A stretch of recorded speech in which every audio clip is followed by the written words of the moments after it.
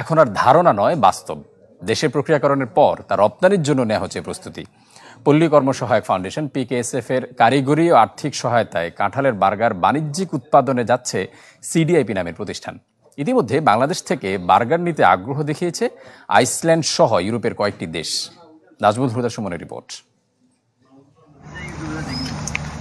জাতীয় ফল হলেও আমলিচুর মতো কদর কখনোই পায়নি কাঁঠাল। ভালো মুনাফা পাবেন এমন নিশ্চয়তা না থাকায় চাষাবাদেও আগ্রহ ছিল না কৃষকদের। তবে সুস্বাদু এই ফলটিকে আন্তর্জাতিক পরিমণ্ডলে পরিচিত করার উদ্যোগ নেয় জাতিসংঘের খাদ্য ও কৃষি সংস্থা FAO। তাদের হাত ধরেই গোটা বিশ্বে বাংলাদেশের প্রতিনিধিত্ব করছে কাঁঠাল।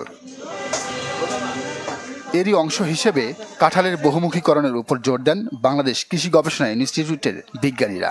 প্রক্রিয়াকরণের মাধ্যমে তৈরি করেন পুষ্টিগুণ সম্পন্ন নিরাপদ চিপস, আচার, জেলি, নাগেটস, এমনকি বার্গার।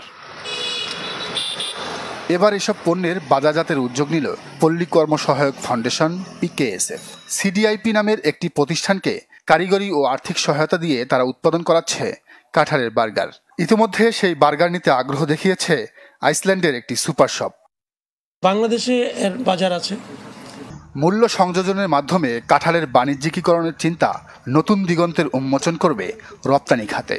তবে এর আন্তর্জাতিক বাজার ধরতে হলে জোর দিতে হবে গুণগত মান নিশ্চিতের উপর, বলছেন এই বিশেষজ্ঞ।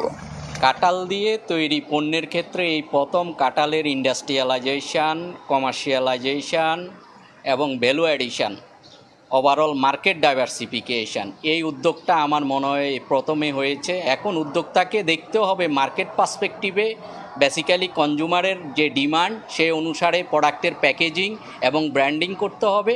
সরকারকে এ বিষয়ে এগিয়ে আসতে হবে, তাদেরকে কিভাবে সহায়তা দেওয়া যায় এবং এই ইন্ডাস্ট্রিটা যেন কন্টিনিউশনটা থাকে।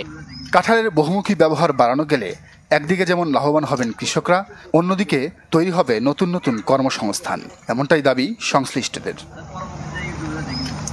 নাজমুল হুদা সুমন, চ্যানেল 24, ঢাকা।